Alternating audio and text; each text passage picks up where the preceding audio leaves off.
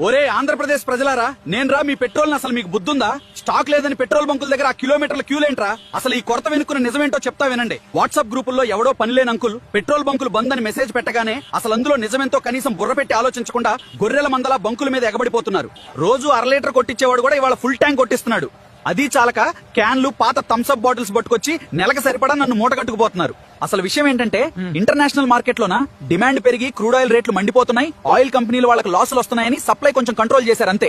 ఫ్యాక్టరీల ఓనర్లు public బంకుల్లో stock జురుకుంటున్నారు. దీనికి భయపడిపోయి ఒక్కొక్కడు క్యాన్లు డ్రమ్ములు ఆఖరికి ఇంట్లో నీళ్ల బిందులు తెచ్చుకుని బంకుల్లో లేకుండా నన్ను ఎత్తుకుపోతుండా. ఏలూరు, విజయవాడ, గుంటూరు, కర్నూలు వాళ్ళకైతే పూనకాలు వచ్చేసాయి. బంకుల్లో నన్ను పీల్చి పిప్పి చేసి నో స్టాక్ బోర్డులు తగిలించేలా చేశారు. రాజమండ్రి, కాకినాడలో అయితే కారుకి అయ్యి ఆటోకి 300 అయితే ప్రభుత్వం కూడా నెత్తినోరు బాదుకుంటుంది. ఒరే నాయన్లారా, కావాల్సినంత స్టాక్ ఉంది, ఇంకో ఎక్స్ట్రా కూడా దింపుతున్నాం భయపడకండి అని. అయినా మీకు చెవిటివాడి ముందు శంఖం ఊదినట్టే ఉందట్రా. సోషల్ మీడియా పుకార్లు నమ్మి థమ్స్అప్ బాటిల్స్, పిల్లల పాల డబ్బాల్లో నన్ను దాచే కక్కుర్తి ఆపండ్రా. మీరు నెలకు సరిపడా ఎత్తుకుపోవడం వల్లే బంకుల్లో స్టాక్ అయిపోయింది తప్ప దేశంలో నా కొరత లేదా? నువ్వు బాధ్యత గల తెలుగువాడివైతే ఈ పుకార్ల ప్యానిక్ కాపడానికి వీడియోని మీ వాళ్ళకి షేర్ చేయి. అలాగే మన AI టాక్సం ఛానల్లోకి లుక్ వేయండి. కంటెంట్ లో నిజంగా దమ్ముందని. ఒరే ఆంధ్రప్రదేశ్ ప్రజలారా, నేనురా మీ పెట్రోల్ అసలు మీకు బుద్ధుందా? స్టాక్ లేదని